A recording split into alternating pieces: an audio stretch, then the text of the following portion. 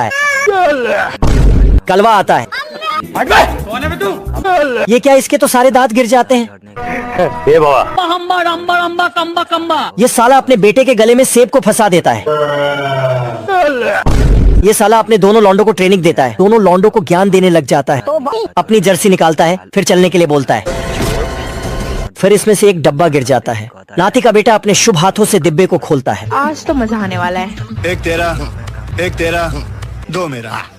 इस साले को चू ने काटने लग जाते हैं, फिर अपनी लाइन खींचने लग जाता है। अपने आप को समझा कि हम राजा है। जल्दी वहाँ से हटो। शेर अपनी माल के चले आया। ये खरगोश नदी पार करना चाहता है। अभी बता दे भाई, अभी बता दे। रोम रोम भाइयों, सिस्टम पार देंगे। खरगोश नदी पार करने के बाद अपनी गाड़ी से एक बॉक्स गिराता है, जिससे खरगोश का पूरा घर बनकर तैयार हो जाता है। दो छिछोरे भालू फटफटिया नाव से एक बतख का पीछा कर रहे थे और उनकी नाव शायद किसी कारीगर की थी। उनकी दहशत से जंगल भी डर गया और साथ ही समुद्र भी। तभी सामने कीचड़ पड़ा। दोनों ने लहंगे की तरह नाव को उठाया और कीचड़ को पार किया। नाव में अरंडी का तेल पड़ा था, इसीलिए कहीं रुक नहीं रही थी। एक बार तो उनकी नाव पापड़ भी बन गई। तभी वह पत्थर से टकराकर छक्के बन गए। फिर सभी लोग स्कूल क्रॉसिंग पर रुके। दरअसल वहाँ बच्चे नहीं, स्कूल क्रॉस कर रहा था। बनाया तुमको। लेकिन ये साला कर क्या रहा है यहाँ पे? ये सभी मच्छर आर्मी की ट्रेनिंग ले रहे होते हैं दोस्तों, ताकि इनको कोई भी पृथ्वी पर मार न सके। सभी मच्छर इन रोबोटिक हाथों से बचने की प्रैक्टिस करते हैं। है मुझसे कोई स्मार्ट? ये मच्छर गूंद पे चलने की प्रैक्टिस करता है। बहुत मजा आ रहा है यहाँ पे। ये मच्छर शिकार करते हुए शहीद हो जाता है।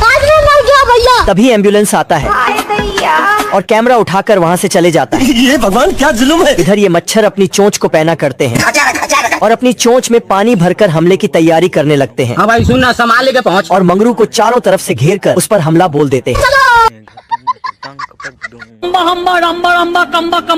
भविष्य में फिर से कछुए और खरगोश की रेस होती है, लेकिन साला इस बार भी खरगोश कछुए से आगे निकल जाता है।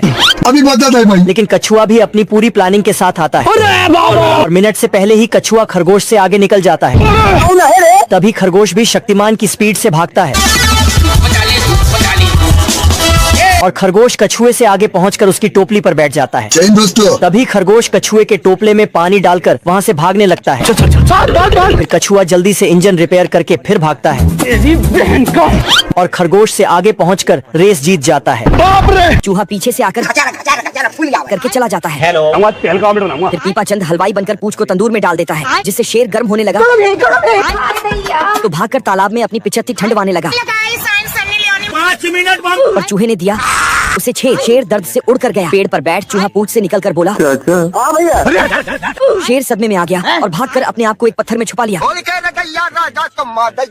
पर वहीं पर वह चूहा भी छिपा था। फिर शेर भागकर अपने घर में छुप गया। जूस पिला दो।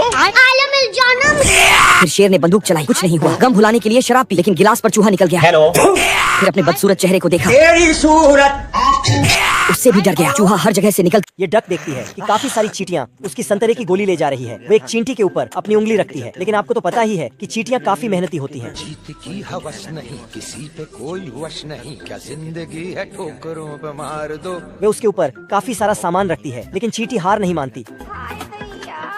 तो डक आगे एक बॉक्स रखती है। वे उसके ऊपर चढ़ जाती है तो वह एक डंडी लगाकर धागा बांध देती है। तो चींटी उस पर जाने लगती है, लेकिन डक धागे को हिला देती है। चींटी का सारा सामान गिर जाता है। चींटी को काफी गुस्सा आ रहा है। सबसे पहले वह अपने घर जाती है और फिर ढोल पीटा जाता है। सारी चींटियां इकट्ठी होती हैं जोगिंदर इन खेतों में इतना हक देगा। और डक के पास जाती है। डक सो रही थी तो वह उसे उठाकर ले जाती है और एक झील में फेंक देती है और सारा सामान चोरी करने लगती है। डक जैसे ही आती है वह उन्हें रोकने की कोशिश करती है, लेकिन अब उसकी एक भी नहीं चलती। तो वह बिल में बम लगाकर ब्लास्ट करती है। उनका एक घर उड़ जाता है। डक हंसती है, लेकिन वाइब्रेशन के कारण ये चिड़िया अपने अंडे को कई दिनों से सेते सेते बहुत परेशान हो गई थी। पर तभी वहीं से एक गुलाबी हाथी आते हुए इसे दिखाई देता है, जिसे देखकर इसको एक आइडिया आता है। तो वह इसे बुलाकर कहती है कि मेरी दादी सीरियस हो गई है, मैं 10 मिनट में उन्हें देख कर आती हूँ। तुम मेरे अंडे को तब तक थोड़ा गर्म करो। हाथी भी उसकी बात मानकर इस घोंसले में बैठकर अंडे को गर्म करने लगता है। उसकी ऐसी हरकत देखकर सारे जंगल के जानवर इस पर बहुत हंसते हैं, लेकिन इसको अंडे पर बैठे बैठे पूरे 3 से 4 दिन बीत जाते हैं। लेकिन फिर भी वह चिड़िया का कोई पता नहीं चलता है, क्योंकि वह हवाई में मजे से धूप सेक रही थी। और इधर इस हाथी का बहुत बुरा हाल हो गया था। वह इस पर 1 महीने से बैठा था।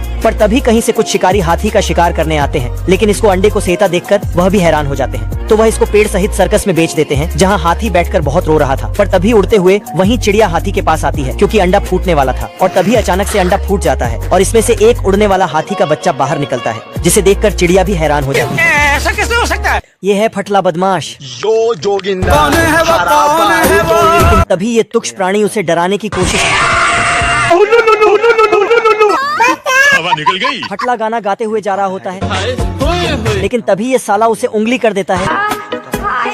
फटला अपना बदमाशी दिखा रहा होता है, मेरा बाप बदमाश था, मैं बदमाश हूँ। लेकिन तभी डमरुआ अपनी विदेशी घोड़ी के साथ आता है, तो विदेशी घोड़ी बेबी हूँ मैं साउथ दिल्ली की। नदी को सुखाता है और जाके फटले को धड़ देता है। अब ये कौन है बे? अब तू गया बेटा। तो फटला सनक जाता है और पेड़ को तो मिस इंडिया बना देता है और साले की छुट्टियां काटने ही वाला होता है, लेकिन ये साला नौटंकी आके और अभी तो रुको, क्लाइमैक्स अभी बाकी है। खेतों में बीज बोता है और सुई धागा से सिल देता है। मुर्गियां तो खेतों में डांस करती हैं। अच्छा। इल्ली ने गड्ढा किया और चिड़ियों ने उसमें बीज डाला। मधुमक्खियां भी बीज डालते हैं और खरगोश मिट्टी ढकता है। ठीक है। यहाँ इंसान है ही नहीं। पेलिकन तालाब से पानी उठाता है और साला चिड़ियों के साथ मिलकर बारिश करवाता है।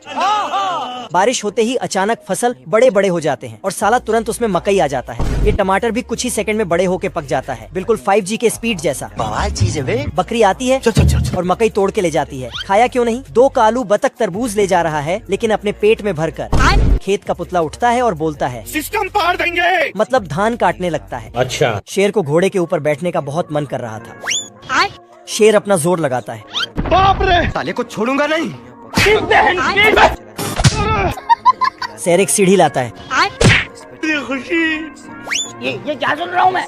शेर सीढ़ी से नीचे भी आ जाता है। जलवा है हमारा। घोड़ा घास चर रहा था। शेर पेड़ के ऊपर से आकर घोड़े के ऊपर बैठ जाता है। शेर भी बहुत जिद्दी है, वो घोड़े के ऊपर फिर से बैठ जाता है। ऐसा लग रहा है दिल गार्डन गार्डन हो रहा है। बहुत मजा आ रहा है यहाँ। शेर फिर से घोड़े के ऊपर बैठ जाता है और बोलता है, चल। शेर एक कांटे को लाकर और ये मैं आसमान की ऊंचाइयों में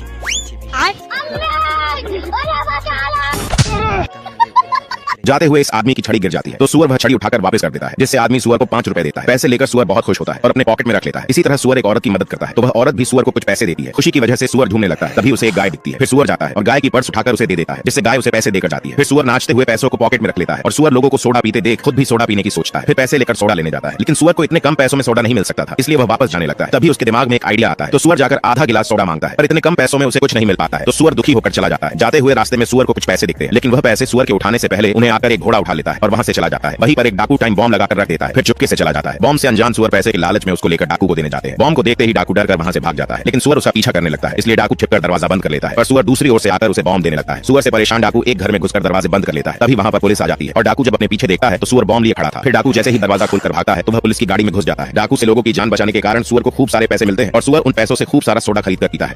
दोस्तों, अगर आपको वीडियो पसंद आई है